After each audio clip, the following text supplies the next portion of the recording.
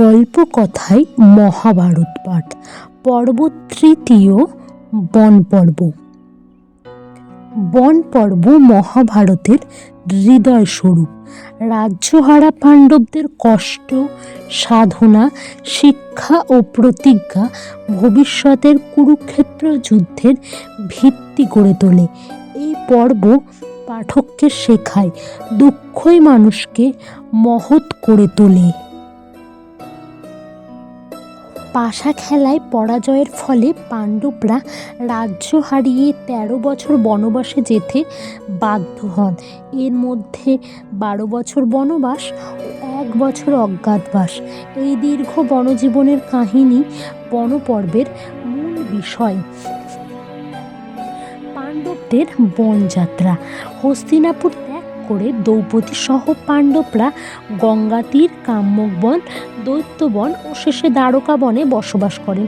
এই সময় তারা শুধু দুঃখই ভোগ করেননি, বরং আত্মসংযম, ধর্মবোধ ও সহনশীলতার শিক্ষা লাভ করেন।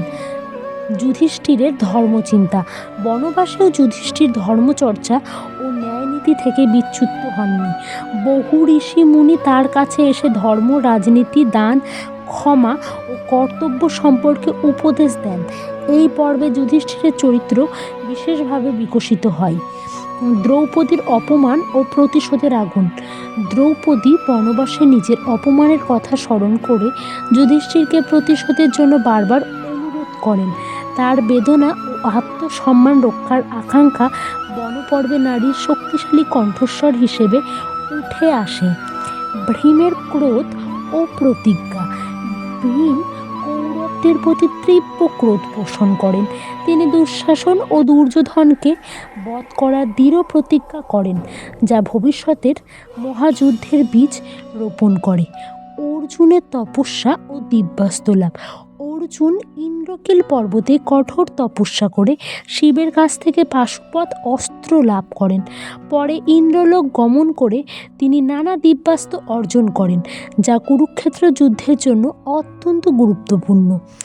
নল দময়ন্তীর উপাখ্যান। এই পর্বে নল ও দময়ন্তীর হৃদয় বিদারক কাহিনী বর্ণিত হয়েছে। ভাগ্য বিপর্যয়, বিচ্ছেদ ও পুনর্মিলনের এই গল্প যুধিষ্ঠিরকে ধৈর্য ও আশার শিক্ষা দেয়। কিরাত অর্জুনীয় ও নানা উপাখ্যান। বন পর্বে বহু উপাখ্যান আছে। কিরাত রূপে শিবের সঙ্গে অর্জুনের যুদ্ধ, রাম উপাখ্যান, সাবিত্রী, সত্যবানের কাহিনী ইত্যাদি। এসব গল্প মহাভারতের নৈতিক ও দার্শনিক গভীরতা বাড়ায়। যক্ষ প্রশ্ন। ধর্মবোধের চূড়ান্ত পরীক্ষা। একদিন ভীম, অর্জুন, নকুল ও সহদেব যক্ষের প্রশ্নের উত্তর না দিয়ে অচেতন হয়ে পড়েন।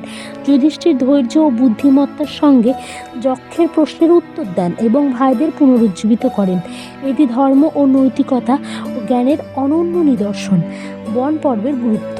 বন পর্ব শুধু দুঃখের কাহিনী নয়, এটি আত্মশুদ্ধি, ধৈর্য, ক্ষমা ও ধর্মের শিক্ষা দেয়। এখানেই পাণ্ডব